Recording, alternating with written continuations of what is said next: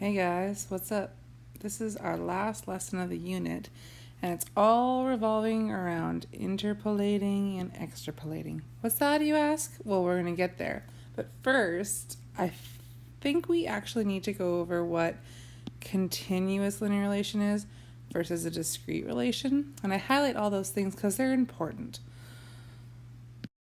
So first things first, we need to talk about what interpolate means and what extrapolate means.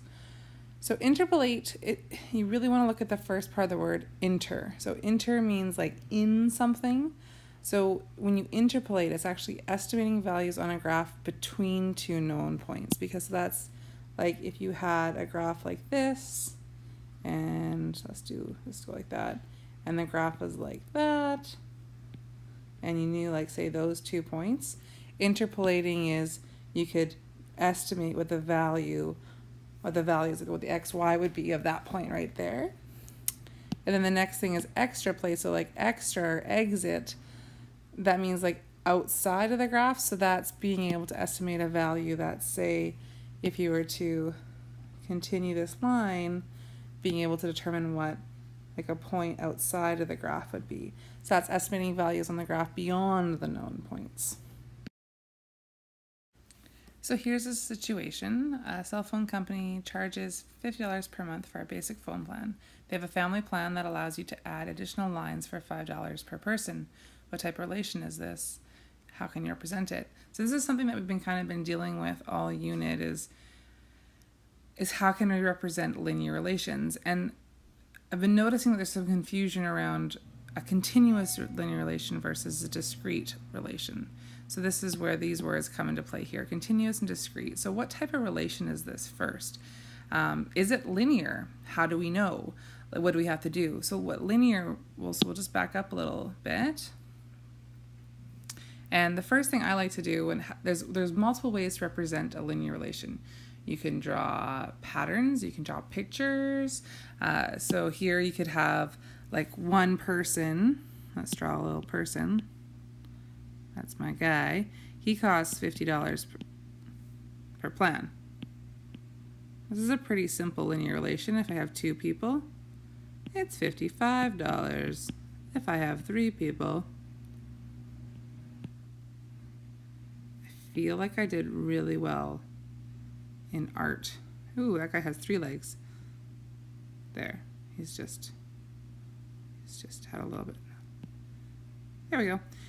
He's $60. Okay, so this is how you can represent a relation or a pattern. This is more like showing a pattern, but linear relations, that's what they are. They are patterns. So how can I represent this in other ways? So that's one way to represent a linear relation, is showing a pattern. Another way you can represent this is having a table of values. So this table of values is a little bit tricky. It's a little bit different. So our x is actually going to represent the number of additional people, because that's what the additional lines is. That's what you kind of have to set your variables. And our y is going to be total cost. So for no additional people, so for 0, so for no additional people, it would be $50. For 1 extra person, it's going to be $55. For 2, it's going to be $60. For 3, it's going to be $65, and so on. So a table of values is also another way to represent a pattern or a linear relation.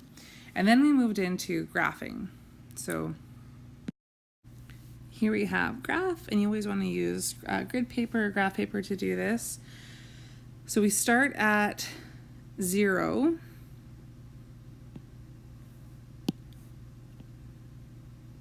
I'm actually going to skip 2 lines just to make my graph a little bit bigger.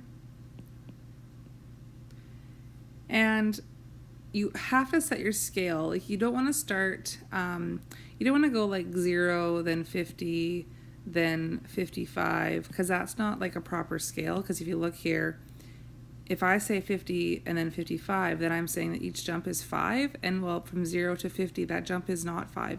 You have to make this scale consistent. So I can't actually do what I just did, so I'm going to erase that. My tiny little eraser, that's not really helpful. Should change my width. Hold on.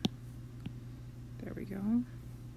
So what I'm actually going to do is I'm going to maybe set each one at 10, because I don't want to go up by 1, so that's going to be a ridiculous graph. But if I go up by 10, actually, no, that's okay. I could have erased, but actually I'm going to go up by, where would 5s take me?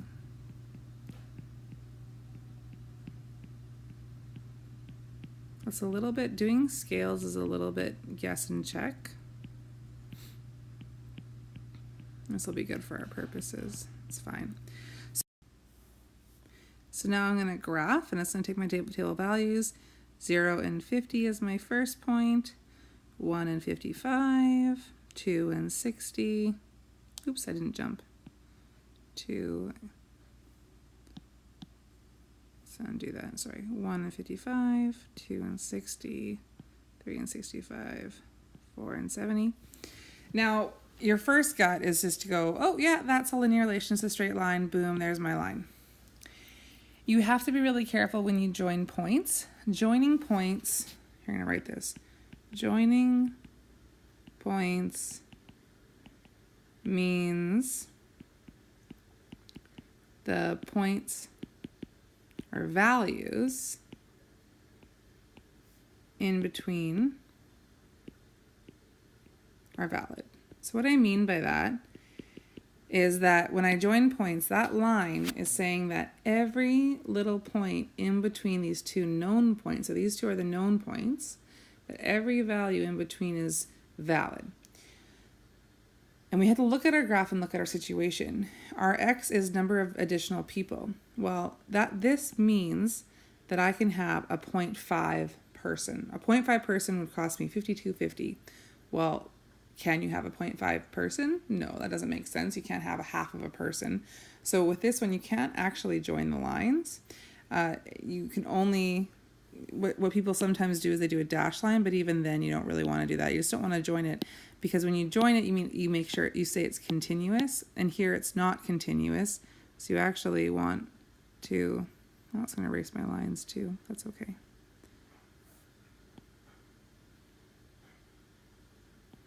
So you wouldn't want to actually join the points.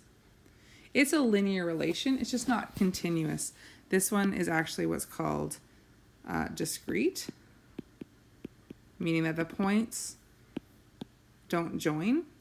And so when we look back up at the original question, or the original problem that we had for this section, was when can you interpolate and extrapolate? And you can only interpolate and extrapolate when you have a continuous linear relation, because interpolating is estimating values between two known points. But we can't really do that with this one, because the two known points here are 0 and 1, and we can't say what it's going to be for a half a person. So we can't really interpolate. We can extrapolate, but they have to be for only whole numbers, right? Like we can say how much it would be for 10 additional people, but we can't go any fractions. So what we want to do is we actually want to do a continuous linear relation. For the next question, we're going to actually look at a continuous linear relation and see what that is, and actually deal with some questions revolving around that. So this is taken right from your textbook. Determine a linear equation from a graph. Great Slave Lake, which is located in the Northwest Territories, is the deepest lake in North America, has a maximum depth of 614 meters. Sam decided to check the depth using his fish finder. He collected the following data up to the depth of 180, which was the maximum depth that his fish finder could read. So here there's a table of values that was created.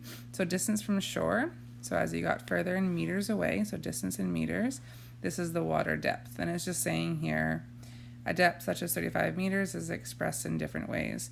In a table and a graph, use the negative value. So here we actually are going to graph some negative values. So many times you'll actually have a graph that doesn't have scale written on it, and you have to kind of draw your own. So here I'm actually going to be working in the fourth quadrant, and I'm looking at my values on my table, and for my x values I have 0 to 50. So I'm actually going to use these values right on my graph, and this is my positive x, so I can go up in the positive direction. And then I'm going to look at my y values, and I can see I actually want to go from 0 to about negative 200. So I kind of want to look at this and say what's the best kind of ratio to go. If I go like 25, 50, 75, 100, 125, 150, like that will give me a good spread. Like I don't want to cramp everything just right in here. I want to spread out my graph as much as possible. So I kind of want to look at what my range is and then set an appropriate scale. So I'm going to do, I think I'm going to go down by 20. I think that's going to be good. So negative 20, negative 40, negative 60, negative 80.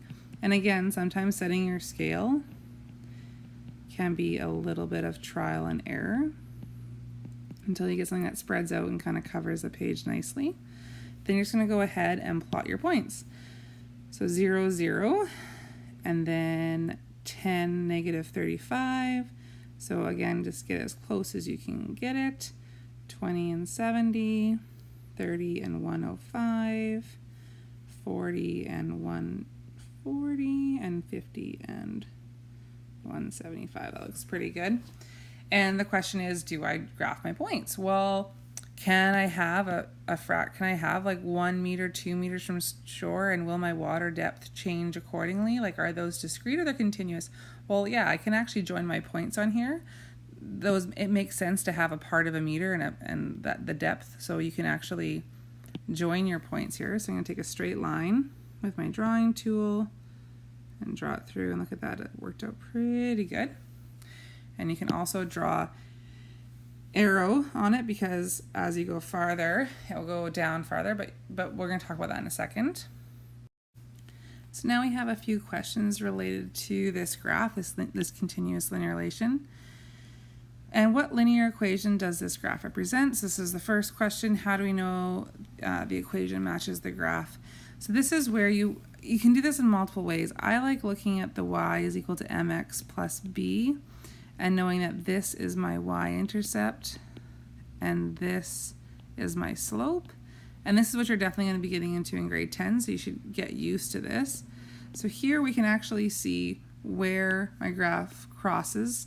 It actually crosses right at 0. So you can write plus 0 if you want, and you go y is equal to something times x, so our slope. So we have to figure out how much it goes down and how much it goes over. For me, the best way to do this is to do what we did in lesson 1. So you have to think for every one that this goes up, how many does this go down? So what do you have to multiply this by to get that? Well, 10 times what is 35? And you can just go, the reverse of that is 35 divided by 10, which is 3.5. And what that means is for every meter you go away, you go down 3.5 meters. Because right now, our jump right here is 10, and normally we're used to dealing with something that's 1. So if we divide that by 10, we would get 1, right? And so for every 1 that goes down, well, this goes down by negative 35, but we have to divide that by 10 as well. And so we get negative 3.5. And so that's how we did it in the first lesson, and that's how you also did it in grade 8. So we can put that into negative 3.5x, and that can be your equation. And you can also check it, like you can go, you can try another one, is 20 times 3.5, what is that? Well, yeah, that does equal 70. Or negative 70, I guess. So you can check to make sure that number works, but that is the common pattern that happens here, because you have to figure out, again, I'll just repeat, for every 1 that goes down, goes up here, how much does this go down? And that's your slope, or that's your pattern change. There's another way to do it. This is the way that you're going to definitely learn next year, and I'll just show it to you really quickly. I've told you before in the past that slope is calculated by going rise over run.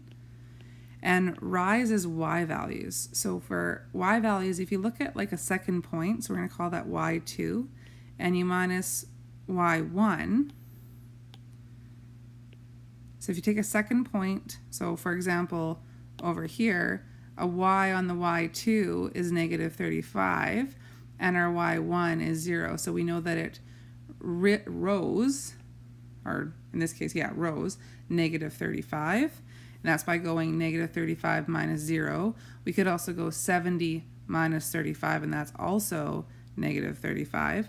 and we divide it by how much it's run. So run is an x value, so we can go at the second point minus the first point, and you can choose any 2 points you want. Let's just change up a bit. Let's use these points here.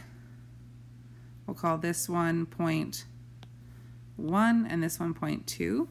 So when we go into our equation, this is actually y2 and this is y1, this is x2, this is x1. So this is 0.1x, 0.1y, 0.2x, 0.2y. So I just punch numbers in. So it's going to be negative 140 minus negative 105 divided by 40 minus 30. So you get negative 35 divided by 10, which is negative 3.5, which is exactly what we got in the first one.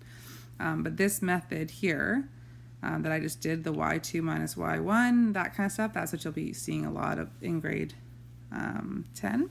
So the final answer is asking us for the equation, and this is your final answer here.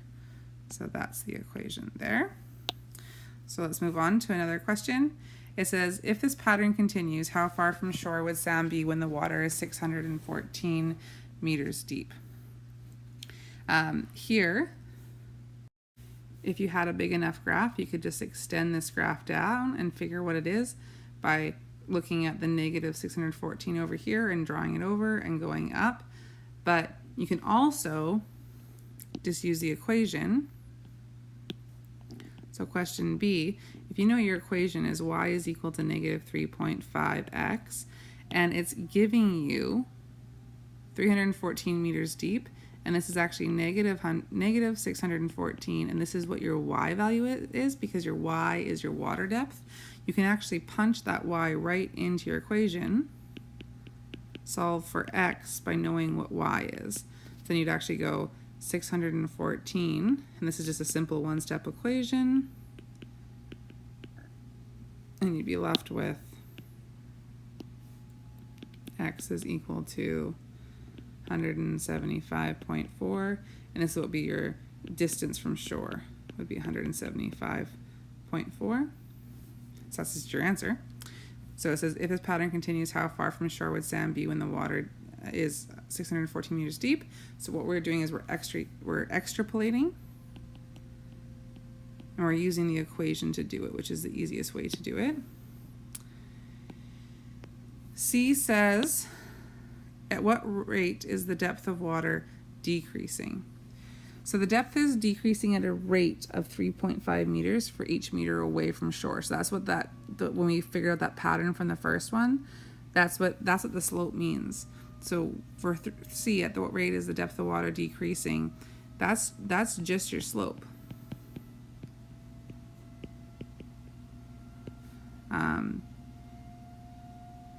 The water is decreasing by 3.5 meters for every meter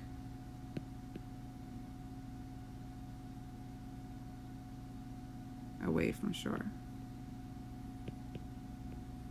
That's what slope means. Okay, and the last one, it says, is it appropriate to interpolate or extrapolate the values on this graph?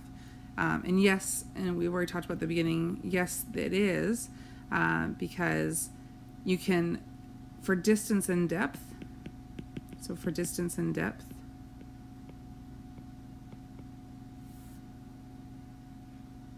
you can interpolate and extrapolate. But be careful, because there is actually a maximum value, because the question does say originally that there's no maximum depth beyond 614. 614 meters is your maximum. You can't go beyond that. So that's how you interpolate and extrapolate. You just kind of punch values into equations.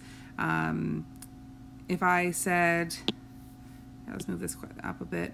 If I said, what is the depth, what is the depth at 5 meters away? Well, 5 meters away, let's use blue here. Let's look at the graph. If I said That's not what I wanted. If I said, like, what is it at 5 meters away? To do it on the graph, you just kind of take it down and then you just draw it back, and it looks like it's going to be around like -25, like somewhere around there. And that's why you just estimate. If I said, well, what would it be at like 25? Well, you would just draw it down, move it over. Looks like it's around -95. And you just kind of guess there. And I could say, what is it at 60, 70, let's say 70, right? You just kind of go down and over. And it looks like this would be -220. -240. It looks like it's around -235. So that's kind of how you interpolate and exploit by using the graph, but you can also do the way that I showed you by putting values into your equations. So it's kind of both ways. And that's it. So that's kind of, this lesson kind of covered continuous versus discrete, and this lesson also covered how you can interpolate and extrapolate using a graph, and also by using an equation and punching numbers in.